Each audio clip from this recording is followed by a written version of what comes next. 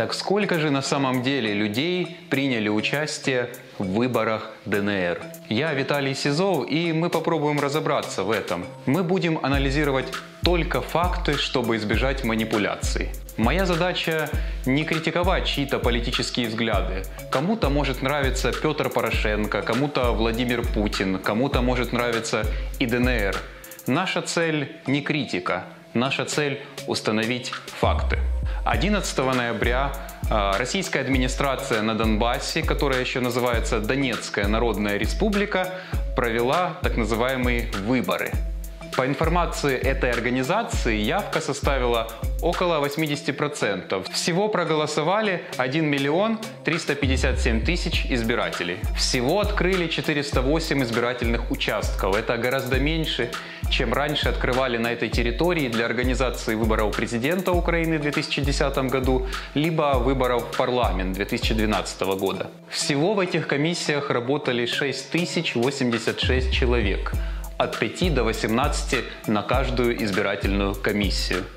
То есть в среднем в одной избирательной комиссии работали около 15 человек.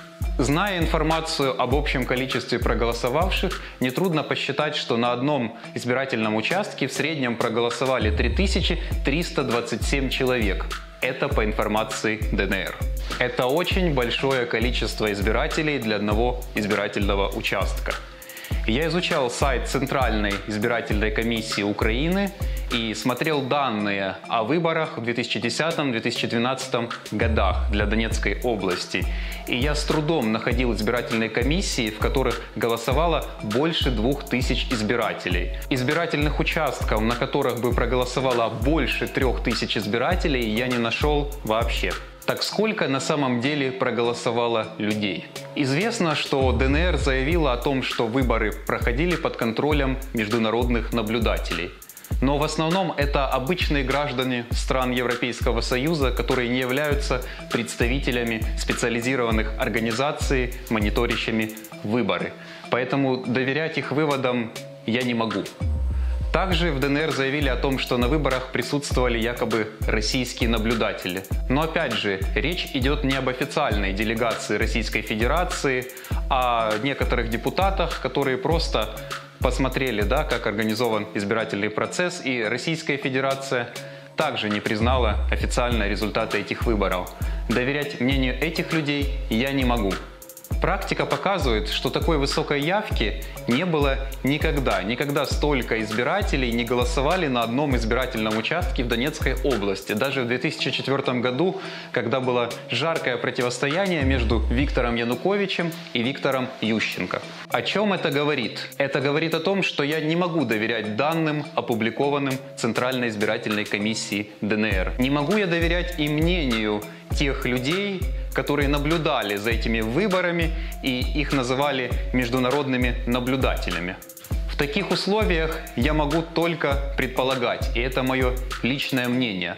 Так сколько же человек могли проголосовать? Как я уже говорил, в среднем на одном избирательном участке работали 15 человек. Для организации голосования необходимо, чтобы бюллетени выдавали по 2 человека. То есть на одном избирательном участке одновременно могли выдавать бюллетени 6 пар членов избирательных комиссий. Из этого я делаю вывод, что одновременно на одном избирательном участке могли голосовать 6 избирателей. Учитывая то, что всегда есть пики голосования, один избиратель может голосовать быстро, другой избиратель, возможно, пожилой человек, ему необходимо дополнительное время на то, чтобы изучить бюллетень, проголосовать, ну и в конце концов просто получить его. Поэтому, на мой взгляд, вполне допустимо взять за аксиому, что на голосование 6 человек на избирательном участке необходимо 3 минуты.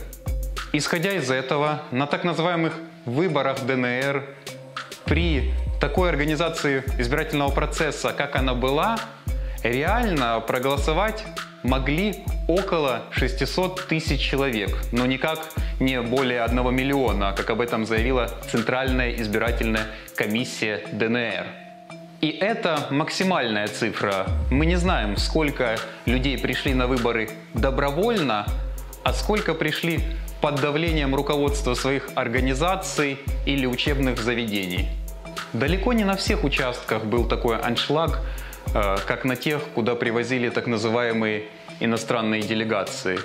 Поэтому реальная явка может быть еще ниже. Но, к сожалению, реальных данных по явке, по выборам мы никогда не узнаем, пока на неподконтрольной территории Донецкой области не будет нормальных условий для организации избирательного процесса, проведения выборов и контроля за ними.